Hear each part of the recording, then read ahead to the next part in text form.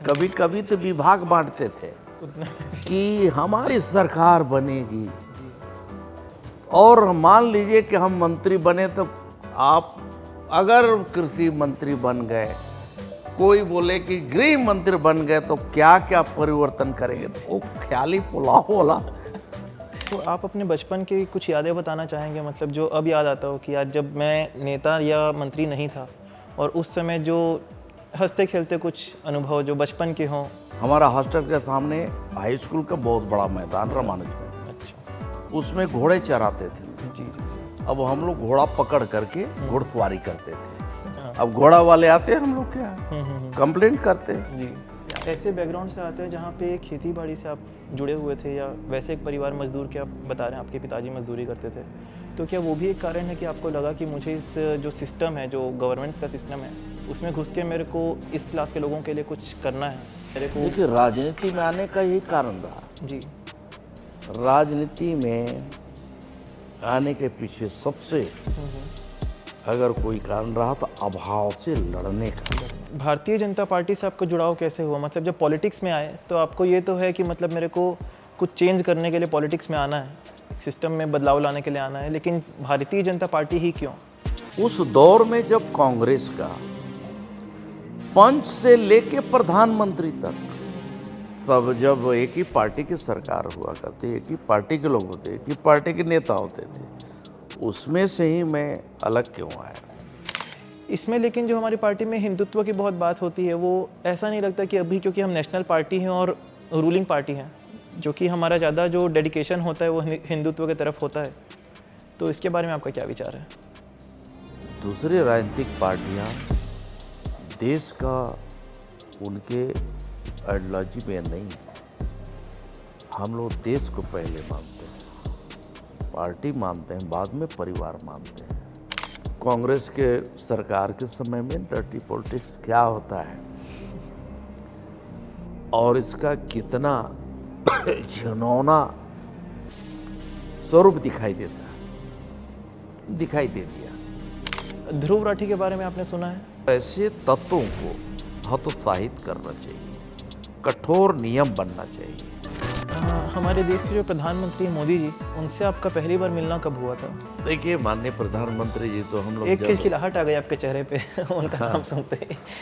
अगर पीएम मोदी कुछ कारणवश सीट छोड़ते हैं तो आपकी नज़र में कौन भाजपा का दूसरा फेस देश के लिए बन सकता है? ये कठिन प्रश्न है, इसका तो मैं जवाब नहीं दे पाऊंगा।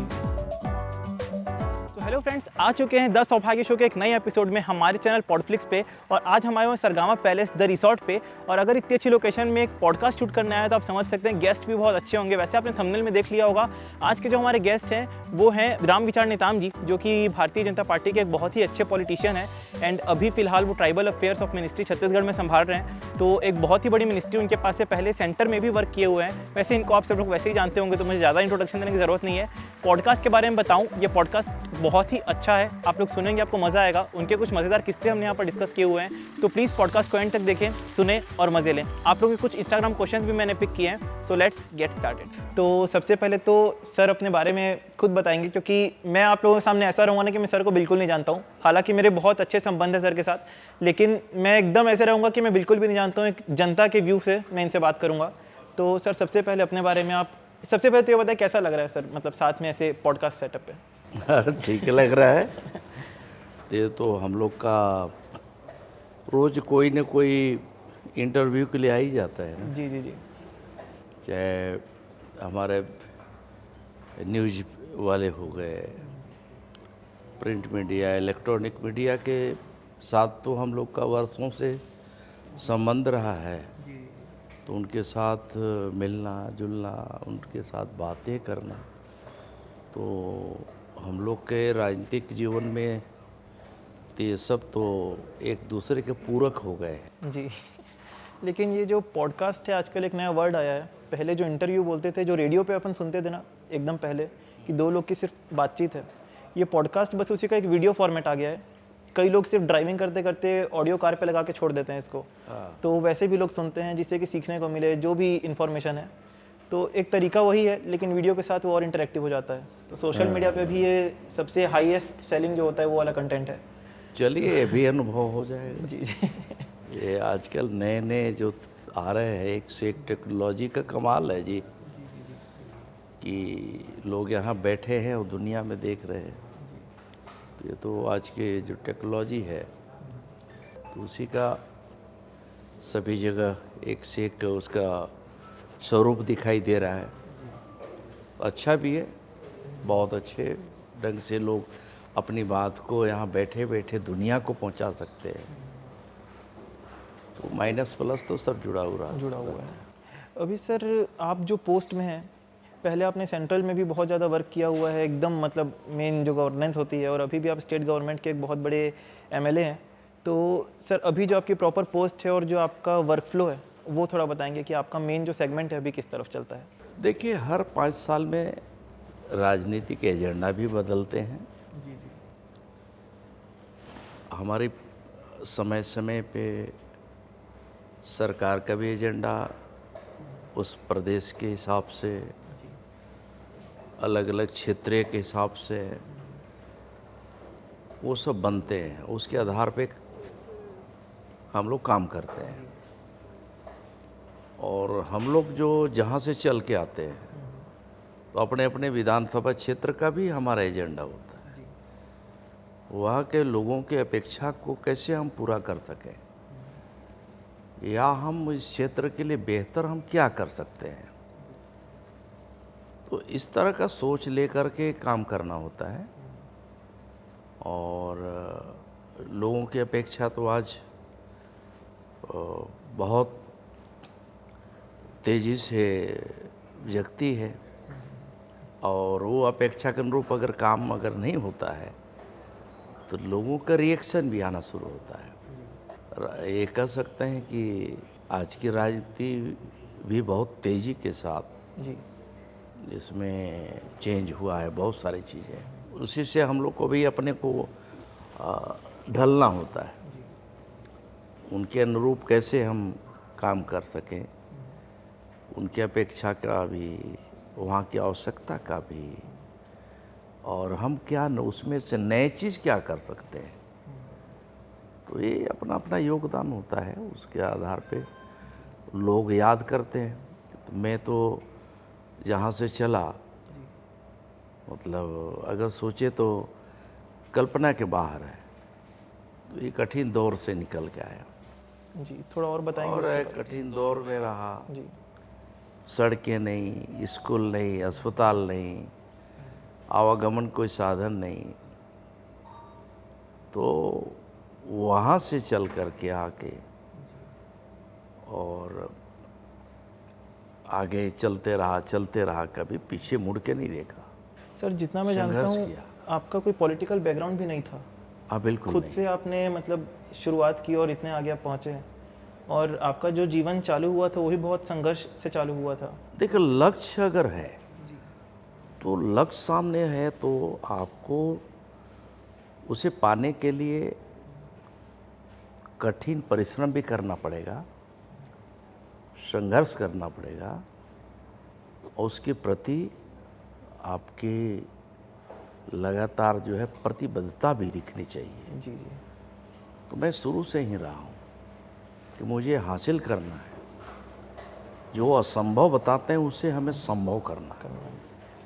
तो सर, ये जब सोच करके हमने काम किया, शुरुआत किए थे, और इसलिए हाँ हाँ, आप ये कह सकते हैं कि एक खेतिहर मजदूर के बेटा संघर्ष करते हुए, मेरा फैमिली बैकग्राउंड कुछ नहीं है, जीरो है।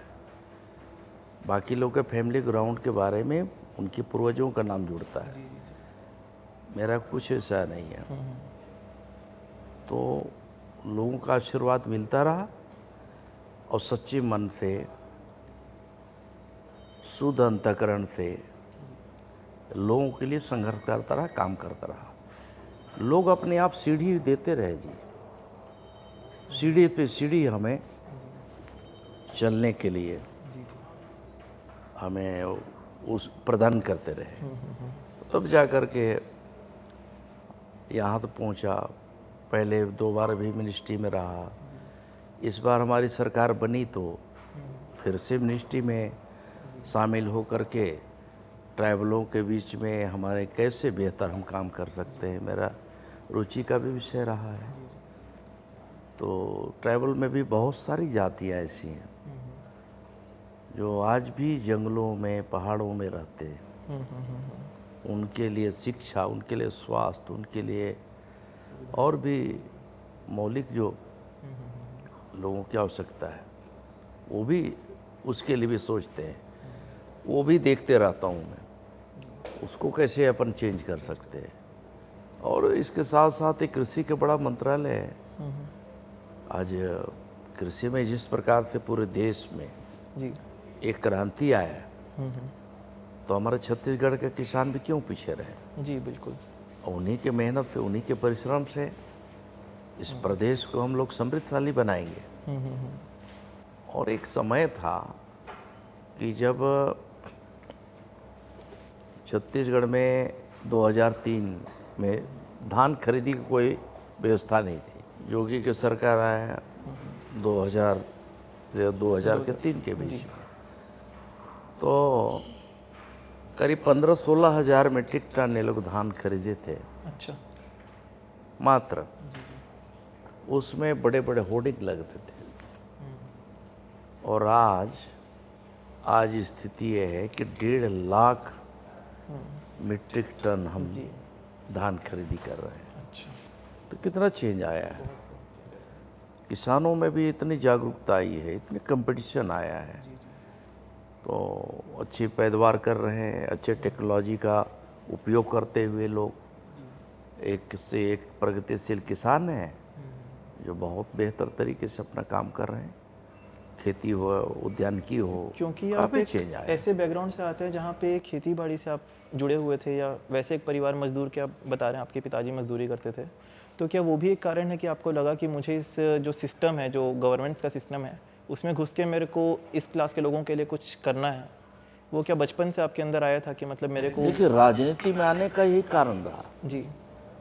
राजनीति में आने के पीछे सबसे अगर कोई कारण रहा तो अभाव से लड़ने का, इस विषम परिस्थिति से निपटने का, सामंती प्रवृत्ति के खिलाफ लड़ करके प्रजातांत्रिक मूल्यों को स्थापित करने का, ये मेरा शुरू से रहा है। और मैं समझता हूँ कि कहीं न कहीं आज भी वो झलकता है। तो आप अपने बचपन की कुछ यादें बताना चाहेंगे, मतलब जो अब याद आता हो कि यार जब मैं नेता या मंत्री नहीं था, और उस समय जो हंसते खेलते कुछ अनुभव जो बचपन के हों, गांव के वैसे वाले कुछ? गांव में हम लोग कबड्डी खेलते थे। अच्छा। बचपन में। और कबड्डी के साथ साथ एक गुल्ली डंडा होता था। जी। क्रिकेट का जमाना तो था नहीं। जी जी। गुल्ली डंडा खेलते थे। अच्छा। और गर्मियों के दिन में पेड़ था, महुआ के पेड़। मेरे पड़ोस में यादव जी, मेरे बड़े ही पारिवारिक यादव जी थे, नंदकिशोर यादव जी हैं भी आज। बड़ा पेड़ था महुआ का, उसके नीचे ये जो लकड़ी के बना हुआ, क्या बोलते हैं, भूचेन बोल रहे, एक वो चक्री वाला लकड़ी के बना के हम लोग उसमें जी खेलते थे। अच्छा। क्या दोपहरी, क्या धूप। रात में हम लोग एक कबड्डी जैसे ही एक चीका होता था, चीका खेलने का, और दो दिन में गुल्ली डंडा खेलने के लिए। तो गुल्ली डंडा के लिए हम लोग स्कूल से जैसे आते वैसे गुल्ली डंडा के लिए भागते थे। तो मेरी माँ वो जाने नहीं देती थी कि कुछ हो जाएगा, तो पकड़ करके कभी कभी मैं जाता तो पकड़ करके इतना पिटाई करते। तो वो एक वो जमाना था कभी। तो ऐसे ऐसे दौर से हम लोग चले, आगे बढ़े, तो हाई स्कूल में आए। तो हाई स्कूल में आए तो हम लोग का हॉस्टल का जीवन चालू हो गया। आप हॉस्टल में भी रहे हैं? हॉस्टल में रहा। अच्छा। मैं हाई स्कूल से हॉस्टल में रहा जी जी।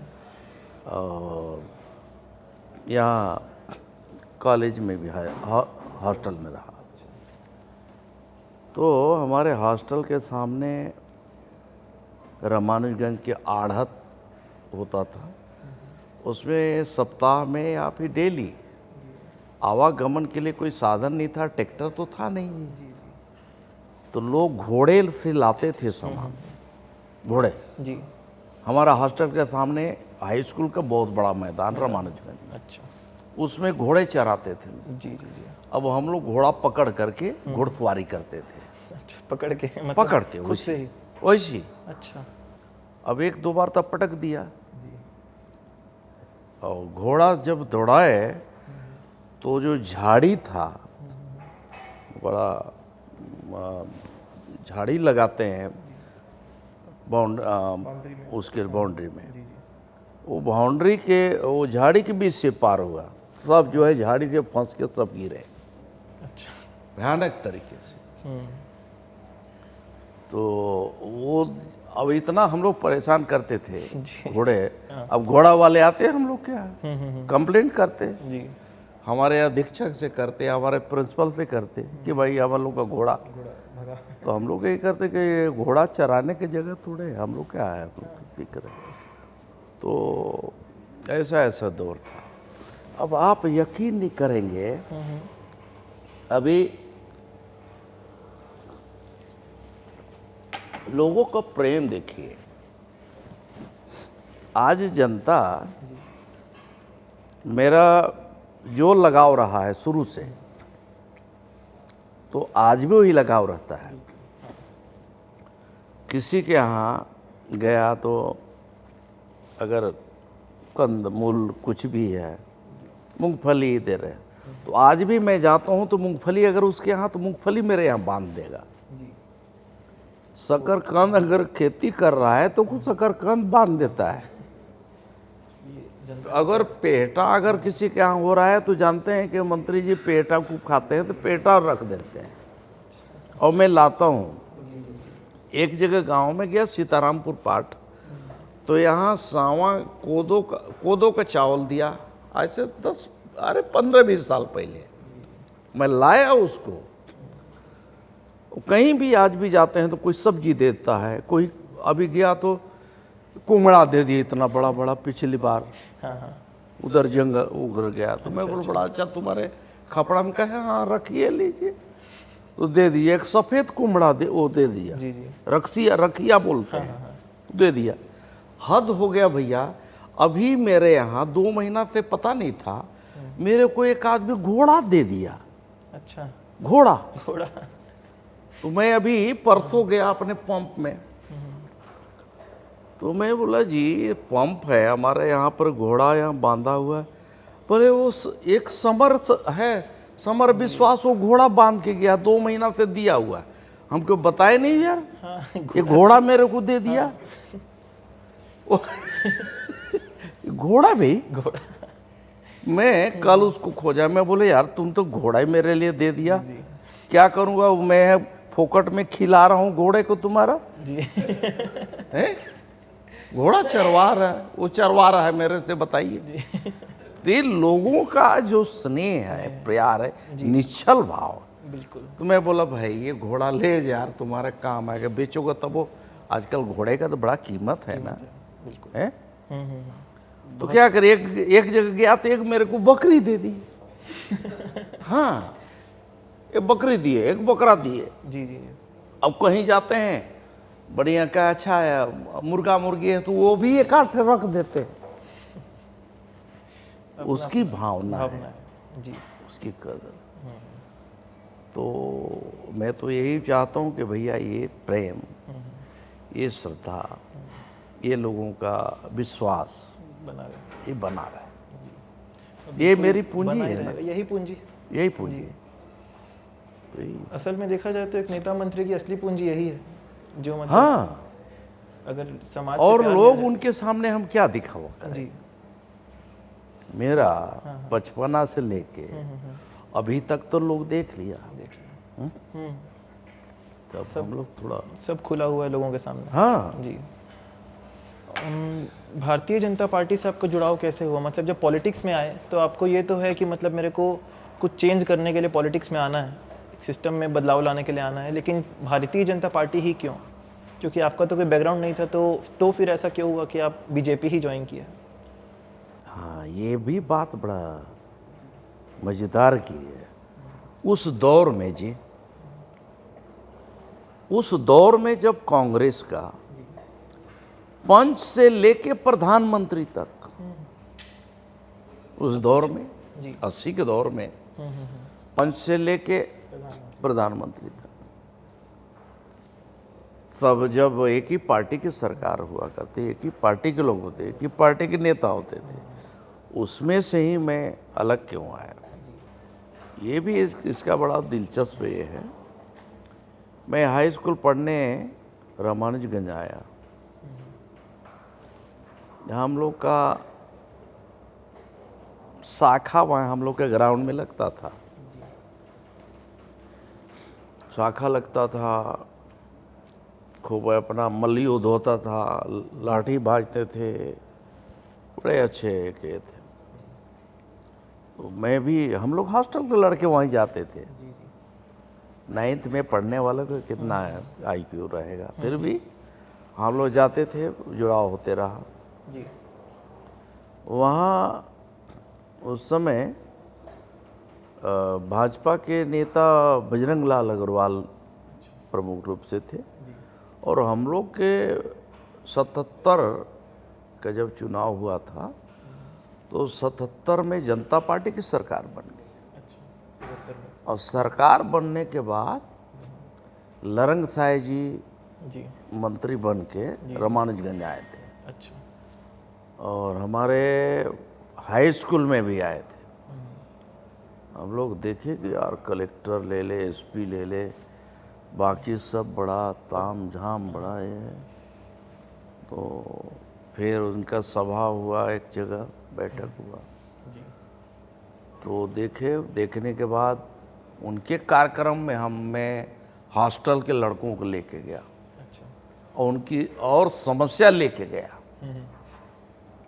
तो नेतागिरी के देखिए, वो समस्या लेके गया। जी। और एक लड़के का, गरीब, हमारा जो सामान्य वर्ग का गरीब साथी था मेरा, राजपूत परिवार से, जी। मेरे लंगोटिया साथी था। अच्छा। उसको हॉस्टल में कैसे जगह मिले और उसको पढ़ाई कैसे बेचारा कर सके, उसके लिए आवेदन बना के गया। उनसे मिल के आवेदन करवाया, फिर उनको हॉस्टल में रखा। हॉस्टल में हम लोग चंदा करके उनका फीस और कपड़े, किताबें, ये खरीदने का व्यवस्था कर दी। आपस में दोस्त लोग? हाँ, एक ही है। और अच्छा है, आज हमारे मित्र आज भी हैं और अच्छे जगह में हैं। ऐसे लोग का तो लगातार ये संपर्क, इसके बाद यहाँ आया तो यहाँ सभी कॉलेज लाइफ में जब आए, शुरुआत दौर में रामानुजगंज रोड में हमारा हॉस्टल होता था, एक टेम्परेरी, वहाँ रहते थे। वहाँ कॉलेज के बड़े नेता लाल बाबू सिंह से लेके अनिल बट्टर, अच्छा, अनिल बट्टर जी थे, जी जी जी, गोपाल शरण सिंह जी थे, अच्छा अच्छा, ये लोग सब थे नेता। और इधर भाजपा वाले, इधर मेजर साहब का नाम उधर चलता था, जी जी, और ये अपने क्या बोलते हैं, तिवारी बाबा, अशोक तिवारी अशोक तिवारी, हैं, ये लोग सब थे हम लोग का। तो यह है, तो ये अनिल बट्टर ने मुझे इतना बोलूँगा कि उन्होंने परख लिया था कि ये बड़ा तेज है और होनहार है, तो बहुत ट्राई किया। बोले तू कहाँ जनता पार्टी करता, तो चल हम लोग के पार्टी में, कांग्रेस में आओ। वो दबाव दिया। मैं बोले यार मेरे को जहाँ रहना है वहीं रहने दो, आप लोग को क्या दिक्कत है, रहिए। तो ऐसे चलते रहा। और यहाँ जब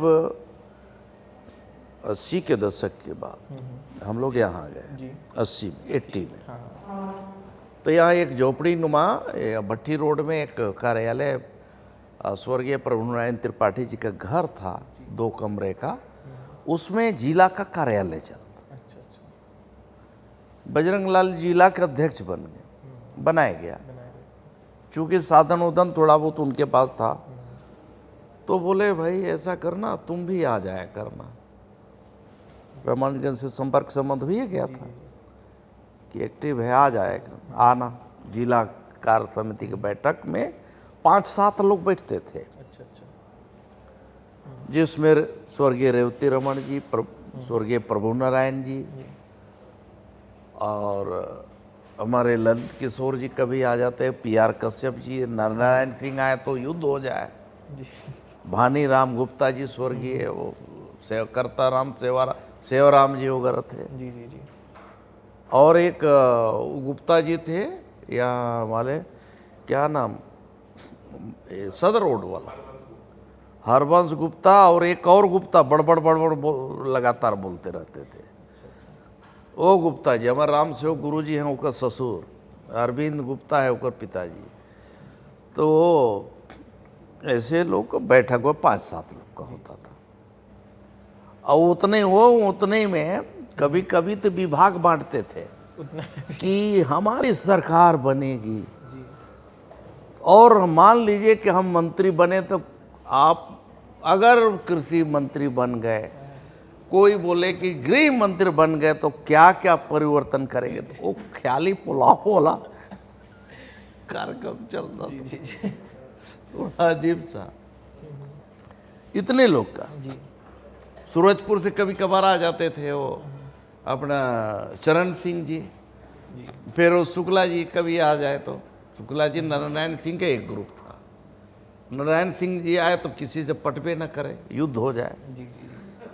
और ऐसे ही जो है युद्ध होता था स्वर्गीय रेवती रमन जी में और स्वर्गीय प्रभु नारायण जी में, यहाँ भी एकदम युद्ध होने लगे। तो ये दौर था। भाषण जब शुरू करते थे स्वर्गीय रेवती रमन जी, तो उनको 2 घंटा बोलने का टाइम, और कार्यकर्ता सुनने वाला कोई रहता नहीं था, चले जाते थे। चौक में ही होता था, मामाए चौक में वो बोलते थे कि भाई जो अपने घरों में है वहीं से सुनिए। ये दौर से चलते हम लोग, और उस समय यहाँ का सरगुजा में तो एक छत्र महाराज महारानी का ही चलती था भाई, और उसमें से निकल के आना। तो ये जुड़ाव हमारा बढ़ते गया, और आगे धीरे धीरे उसी के आधार पे, और वो लगाव रहा, जुड़ाव रहा। एक दौर ऐसा भी आया कि अजीत जोगी की सरकार को भी देखने का मौका मिला, और झेलने का भी मौका मिला। हम लोग को बहुत सारा अत्याचार भी वो भी झेलना पड़ा। इसके बावजूद जहाँ थे वहाँ से लगे रहे, लोगों का आशीर्वाद मिलता रहा, लोगों का भरोसा मेरे साथ बना रहा, टूटा नहीं, और उसी के बदौलत आज यहाँ पर है। आपने इस पार्टी को बहुत समय से देखा हुआ है, तो एक और क्वेश्चन है कि जो अटल आडवाणी जी का जो समय था, जो भाजपा का, तब से अब के भाजपा में क्या बदलाव देखने को मिलता है? सेंटर की तरफ से भी आप लोगों को जो अंदर की चीज़ लगती होगी कि ये अब बहुत चेंज हो गया है पहले से, अच्छा भी और बुरा भी? युग परिवर्तन होता है जी, लोगों का आचार विचार व्यवहार सब बदल जाता है, सब चेंज आते हैं, और स्वाभाविक ये बदलाव होना ही चाहिए। एक उस समय के दौर में हम लोग सदस्य बनाने के लिए 25 का टारगेट देते थे कि 25 ये सदस्य बनाएगा तो ये सक्रिय सदस्य हो जाएगा। आजकल ऑनलाइन में हम लोग पूरे देश में आज इतने सदस्य बना दिए कि दुनिया की सबसे बड़ी राजनीतिक पार्टी बन गया। अंकल जी, मेरे पापा का, जैसा कि आप जानते हैं, कि भारतीय जनता पार्टी के साथ अच्छा जुड़ाव था और जनवरी में आकस्मिक उनका जो निधन हो गया, तो उससे पहले भी अपना जो पूरा फैमिली का, जो बड़ी फैमिली का भी बैकग्राउंड है, मेरे ताऊजी भी पार्षद का चुनाव लड़ते भारतीय जनता पार्टी से, तो काफ़ी चीज़ें जुड़ी हुई थी हमेशा से। और मेरा भी जुड़ाव बहुत रहा इस पार्टी के प्रति कि मतलब भारतीय जनता पार्टी के जो विचार है, मुझे लगता है कि बहुत अच्छा एक जाता है हमारा जो पूरा ही सिस्टम है इसमें। लेकिन जो हमारी पार्टी में हिंदुत्व की बहुत बात होती है, वो ऐसा नहीं लगता कि अभी क्योंकि हम नेशनल पार्टी हैं और रूलिंग पार्टी हैं, तो सेक्युलरिज्म अगर देश का एक कॉन्स्टिट्यूशन में है, तो वो दोनों चीज़ का एक बैलेंस पार्टी की तरफ से भी मिलना चाहिए, क्योंकि अपन एक रूलिंग पार्टी में है। जो कि हमारा ज़्यादा जो डेडिकेशन होता है वो हिंदुत्व की तरफ होता है। तो इसके बारे में आपका क्या विचार है? मैं समझता हूँ कि आज के दौर में जो देश भर में जो एक परसेप्शन बना है, वो पूरे विभाजन के विभीषिका को लोगों ने देखा है, झेला है, समझा है। और ये बात सत्य है कि अगर राष्ट्र के प्रति आप अगर संवेदनशील नहीं है, राष्ट्र के प्रति अगर समर्पण की भाव नहीं है और राष्ट्र की भावना अगर नहीं है, हमारा आइडियोलॉजी यही बताता है कि देश पहला, दूसरी राजनीतिक पार्टियां देश का उनके आइडियोलॉजी में नहीं है। हम लोग देश को पहले मानते हैं, पार्टी मानते हैं, बाद में परिवार मानते हैं। बाकी के परिभाषा अलग हो सकती है, उनकी परिभाषा परिवार पहले, पार्टी बाद में, और राष्ट्र जो है लास्ट में। परिवार के सुख समृद्धि के लिए सब कुछ दांव में लगा दो, दूसरी पार्टियों को नजरिया, ये तो द्वंद्व चलता रहेगा। इस तरह के वैचारिक जो मतभेद है तो रहेंगे। आज लोगों में इतना जागरूकता आया है कि आज देश के प्रति, राष्ट्र के प्रति और हिंदुत्व के प्रति लोग इसीलिए जो है आज काफ़ी जागरूक हुए हैं, क्योंकि देख रहे हैं समय हमसे जहाँ जहाँ संख्यात्मक दृष्टि से संख्या अगर 40%, 50% भी हुआ तो वो भूभाग हमसे कटते गया। पाकिस्तान के देख लीजिए, बांग्लादेश के देख लीजिए, या फिर नॉर्थ ईस्ट के बहुत सारे जो स्टेट हैं उसके बारे में कहना नहीं, लेकिन वहाँ के भी परिस्थितियाँ, सिचुएशन यही हो गया कि आज इसलिए इसकी ज़रूरत है कि हम अपने देश की मिट्टी, देश को, हमारे देश की संस्कृति, देश के इतिहास को हम समझें, जानें, परखें और देश के लिए समर्पित भाव हो करके हम अपना काम करते रहें। पहले भी एक मिनिस्टर आए थे हमारे पॉडकास्ट पे, टी.एस. सिंहदेव जी, लोकल पार्टी के नेता हैं कांग्रेस की तरफ से, और जब मैंने उनके साथ पॉडकास्ट किया था तब वो मिनिस्ट्री ऑफ हेल्थ में थे, छत्तीसगढ़ मिनिस्ट्री ऑफ हेल्थ। तो तब उनसे ही मेरा एक सवाल था, और जनरली शायद हो सकता है आगे भी जो भी पॉलिटिशियन आएंगे उनसे मैं एक सवाल करूंगा कि जो डर्टी पॉलिटिक्स का एक वर्ड हमारे सामने में आता है, वो क्या असली में एग्जिस्ट करता है? डर्टी पॉलिटिक्स होती है किसी स्तर पे भी, चाहे वो नेशनल हो, स्टेट हो या छोटे स्तर पे भी, या फिर सिर्फ ये मीडिया का बनाया हुआ कोई ऐसा एक विज़न है? डर्टी पॉलिटिक्स का मतलब ही यही है कि पॉलिटिक्स करने के लिए कुछ भी अलग हरकतें करना, या किसी को उठाना, किसी को गिराना, किसी के बारे में कुछ गलत बोलना। देखिए, वर्तमान समय में हम लोगों ने 5 साल में कांग्रेस के सरकार के समय में डर्टी पॉलिटिक्स क्या होता है और इसका कितना घिनौना स्वरूप दिखाई देता है, दिखाई दे दिया, बता दिया लोगों ने। कम से कम हमारे पार्टी में ये बात नहीं है। बाकी देखिए, जो जनप्रतिनिधि होता है उसको देखने के लिए लाखों लाख आंख लगे, कैमरे लगे, नजरें, हम कहाँ जा रहे हैं, क्या खा रहे हैं, कहाँ किसके साथ उठ बैठ रहे हैं, जी जी ये सभी चीज़ें आज सार्वजनिक। जी तो हमें खास करके हमारे राजनीतिक क्षेत्र में जो काम करने वाले लोग हैं उन सब को भी ध्यान रखना होता है, उसके आधार पे हम लोग को चलना होता है, अपने को ढालना होता है और अपने को ऐसा भी व्यवहार करना होता है कि जो जनता जो एक्सेप्ट भी करे। क्योंकि हम जो एज ए पॉलिटिशियन ही नहीं बल्कि इलेक्टेड पर्सन है ना, बिल्कुल तो लाखों लोगों की आशा उम्मीद हम लोग पे टिकी हुई है। तो कम से कम उनको ठेस न लगे। आज लाखों लोग जो है उसको देखते हैं, समझते हैं, हमारे आचार विचार व्यवहार इन सब को लोग जो है परखते हैं, देखते भी हैं। और 5 साल तो ठीक है, बना दिया, राजा बना के भेज दिया, लेकिन अगर कोई सी प्रकार का कुछ भी हुआ तो 5 साल के बाद वही कमेंट जब होगा तो हमें जवाब देना होता है। तो इसलिए इन सब बात को भी हम लोग को ध्यान देना होता है। अभी जो लोकसभा इलेक्शंस हुए उसके पहले ध्रुव राठी के बारे में आपने सुना है?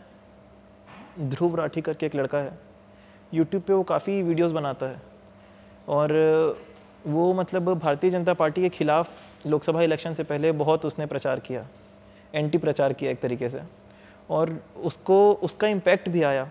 तो सोशल मीडिया का एक इंसान, और वो शायद अभी इंडिया में रहता भी नहीं है, सिटीजनशिप शायद इंडिया की है लेकिन जर्मनी में कहीं रहता है, तो क्या इतना इम्पैक्ट आना चाहिए? मतलब कि एक लड़का अगर यूट्यूब पे वीडियो बना रहा है, लेकिन यूट्यूब की क्योंकि ऑडियंस ऐसी है कि यूथ बहुत जल्दी उस चीज़ों से कन्वर्ट हो जाती है, तो आप उसके बारे में कभी सुने हैं ध्रुव राठी जो है? देखिए, सोशल मीडिया का तो आज इतना ये पावरफुल ग्रुप हो गया है और लोगों का आकर्षण हो गया, बढ़ गया। इतनी कम समय में अपनी बात को कहाँ तक भेज रहा है आदमी, क्या चीज़ परोस रहा है। तो इस तरह से लोग किसी का चरित्र भी हनन करते हैं, किसी को कहाँ से कहाँ पहुँचा देते हैं। तो मैंने बताया कि एक हमारे लिए अगर अच्छा भी है तो बहुत इसमें खराबी भी है, गड़बड़ियाँ भी करते हैं लोग। यूट्यूबर हो, बाकी लोग हो, सोशल मीडिया के बारे में मुझे नहीं कहना, लेकिन कहीं ना कहीं इसका विकृत स्वरूप भी दिखाई देता है ना, क्योंकि ये विकृतियाँ ठीक नहीं है। हाँ, ठीक नहीं है, क्योंकि हर इंसान के पास वो पावर है, हम तो लोग के कुछ बारे में भी कई तरह के लोग छापते हैं, जी जी जी कई तरफ से दिखाते हैं जी सच्चाई से, जबकि वो उसका कोई संबंध ही नहीं है जी जी जी वास्तविकता से। इसके बावजूद इसके यहाँ जाएगा, वो एक बार तो उसके दिमाग में बैठ ही जाता है ना, और उसको अगर एक बार बैठ गया तो उसको निकालने में समय लगता है। तो मैं समझता हूँ कि ये सबसे बचना चाहिए और ऐसे तत्वों को हतोत्साहित करना चाहिए, कठोर नियम बनना चाहिए। तो ये मेरा यही आग्रह है। लेकिन अगर इससे रिलेटेड अगर कठोर नियम बन जाएंगे तो एक जो फ्रीडम ऑफ स्पीच है वो कम नहीं हो जाएगी?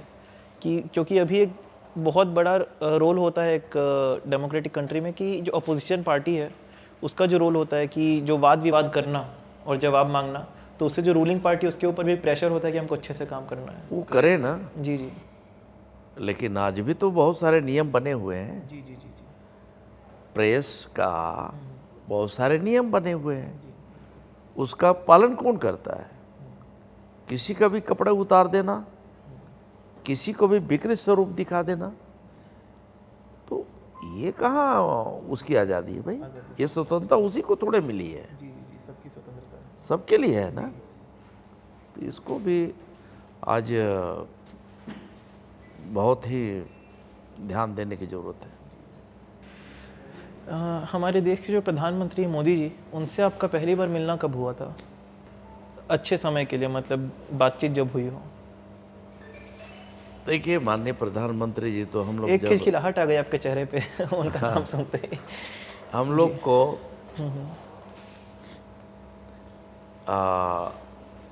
मुख्य रूप से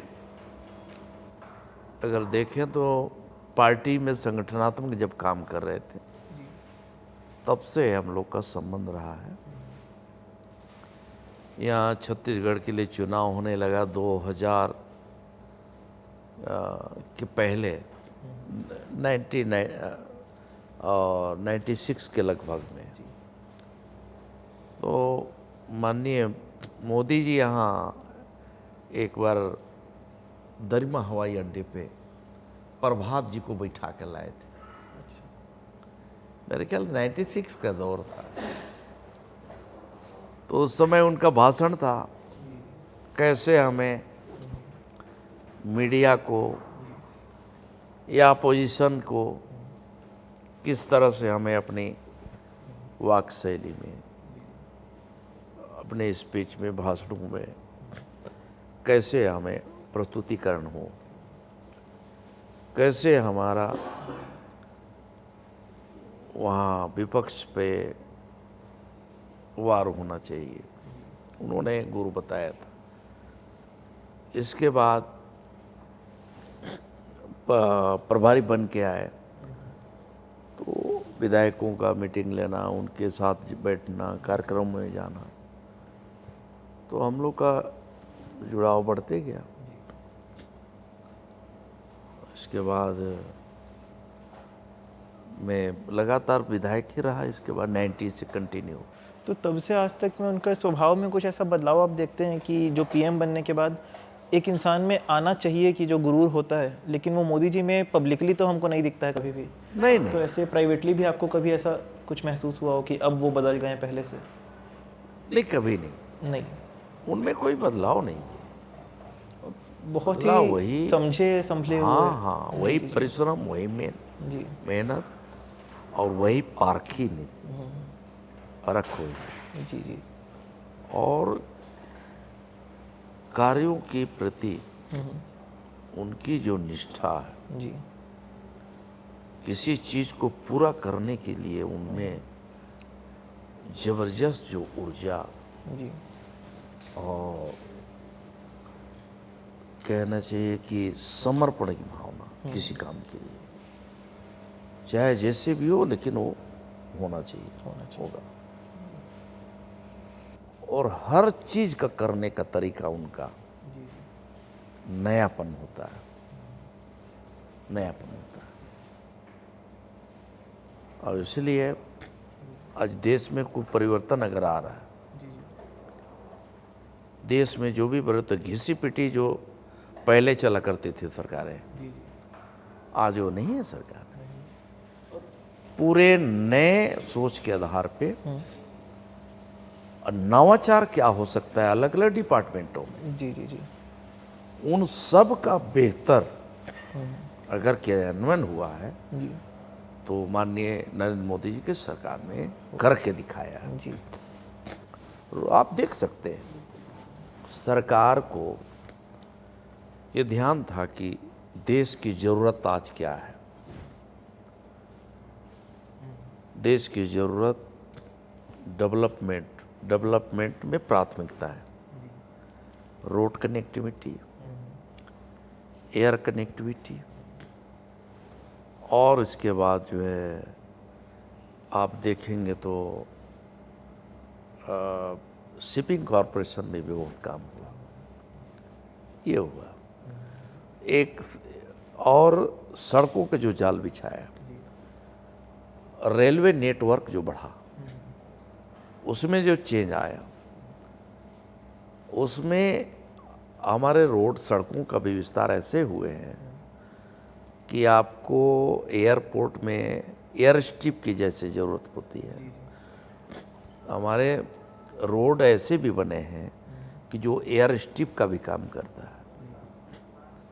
ये देश की सुरक्षा को भी ध्यान में रखते हुए पहली प्राथमिकता देश के लिए, देश की सुरक्षा, और इसीलिए ये 10 सालों में पूरे बॉर्डर एरिया जितने हैं देश के सीमा से लगे हुए, लोगों को मालूम नहीं है कि सभी रोड हमारा सुरक्षा के दृष्टि से जितने बॉर्डर हैं चारों तरफ सड़कों का जाल बिछा हुआ है।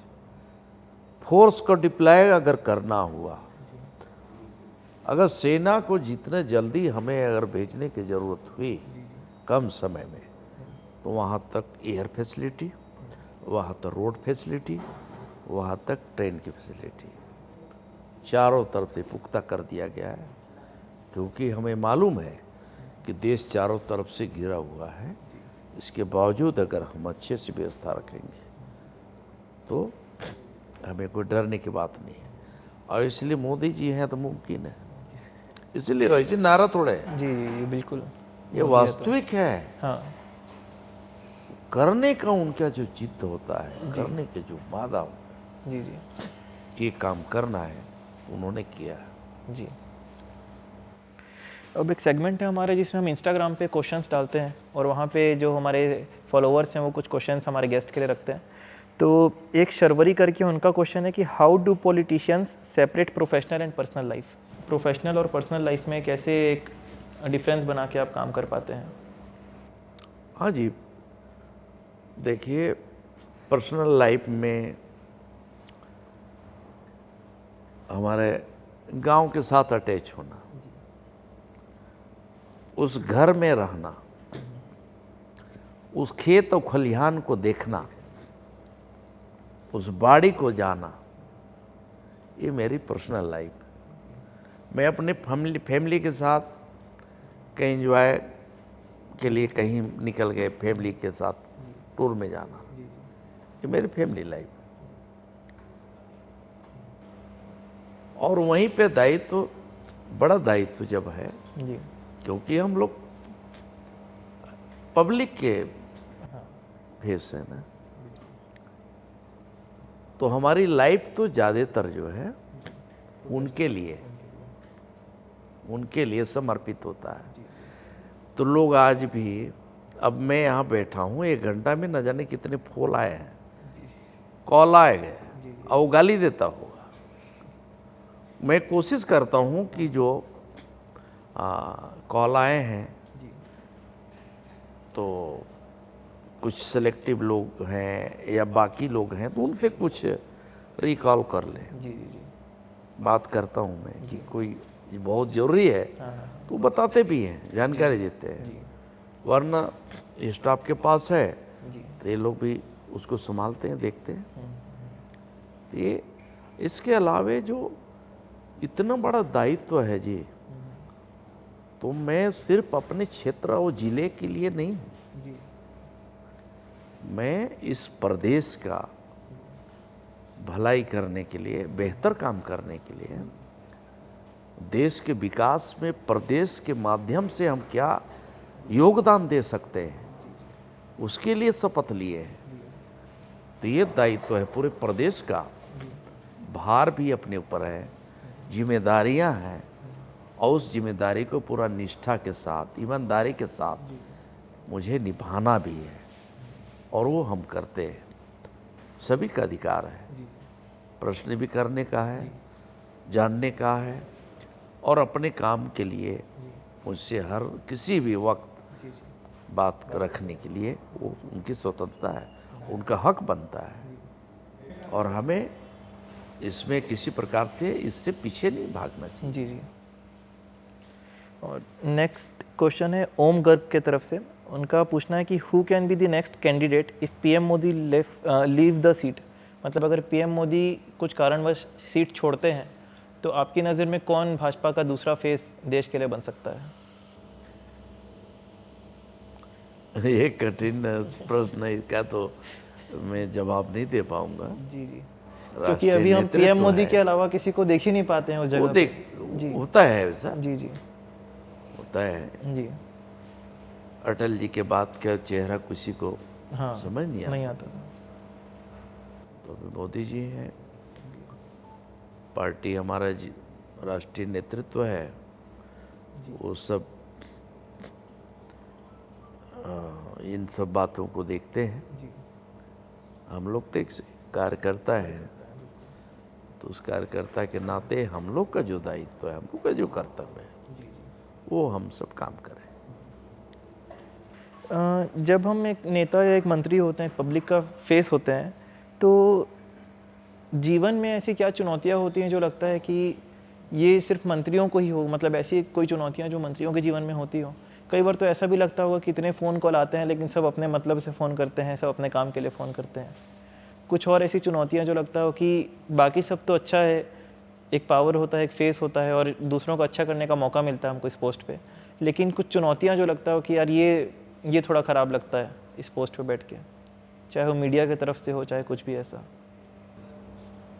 अब देखिए, काजल की कोठरी है ना, जी जी तो इस काजल की कोठरी में से सही सलामत निकल जाना बड़ी बात है। और प्रभु कृपा है, लोगों का आशीर्वाद है कि कम से कम उससे तो निकल चुका हूँ। जी अब आगे जो कठिन दौर है, जी जी इस दौर से भी हम लोग ठीक ठाक निकल जाएंगे, ऐसा मानता हूँ। अब बस एक ये सवाल था मेरा कि किसी चीज़ से आपको ऐसे जीवन में अपने आप के बारे में जब सोचते हैं कि डर लगता हो, किसी को खोने से, कुछ पाने से, कुछ चीज़ छोड़ने से, कोई भी चीज़ का ऐसा डर है आपके दिमाग में, किसी स्थिति का, किसी परिस्थिति का? नहीं, उस डर से निकल चुका हूँ। डर से निकल चुके हैं? उससे निकल चुका हूँ। अब प्रभु की जो भी इच्छा होगी उस पे अपना हम पूरे नीति नियत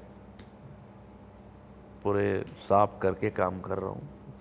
पहले भी ही करता था, अब जितने दिन का राजनीति करना है हम लोग को, तो हम लोग शुद्ध मन से वही काम करेंगे। तो इसलिए कोई इधर उधर के बारे में सोचना ही नहीं है। जो है, जो मिला है, जो प्राप्त है, वो पर्याप्त है। आपके बचपन की कोई मज़ेदार घटना है कि अगर छोटी सी आप शेयर कर पाएँ, जो आपको लगता हो कि मतलब नॉर्मल प्रोफेशनल लाइफ में तो आजकल ये सब बातें हो नहीं पाती हैं जनता से, नॉर्मल ऐसे एक सिटीज़न के रूप में, एक देश के नॉर्मल नागरिक हैं, एक बार आप मान लें कि आप मंत्री के पोस्ट से हट गए हैं और कुछ ऐसी मज़ेदार घटना बचपन की हो जो आपको लगे कि शेयर करने लायक है? चलिए, हम लोग तो एक बार एनसीसी के दौरान हम लोग रायगढ़ गए थे, कैंप लगा था, उर्दाना कैंप में जाते थे, बड़ा कष्ट होता था उस समय। तो कुछ लोग निकल के, साथी लोग, कॉलेज के लड़के होते हैं, थोड़ा मार्केट तरफ निकल गए थे। अब्सेंट हो गई, पकड़ में आ गए सब। अब हम लोग को सज़ा मिली बहुत तकलीफ वाला। उसमें क्रॉलिंग कराते हैं और लेट करके इससे चलना होता है, पथरीली जगह में, कच्चे मिट्टी में, कम से कम 25-50 मीटर तो चलाते हैं। उससे इसमें ब्लड, ये सब तकलीफें झेलनी पड़ती थी। तो ऐसे ऐसे भी दौर हम लोग देखे। तो आपकी टीम की तरफ से इशारे आ गए कि लेट बहुत हो गया है, तो फिलहाल मेरे को आपसे बस यही पूछना चाहूँगा, कैसा लगा ये एक्सपीरियंस पॉडकास्ट का?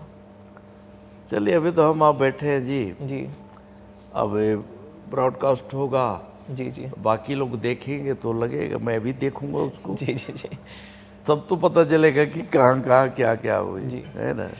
आपसे बहुत सारे सवाल अभी मेरे बच गए हैं जो यूथ को फिर लेके- कभी बैठेंगे, फिर कभी बैठेंगे यूथ के ज़रूर। लिए तो जी।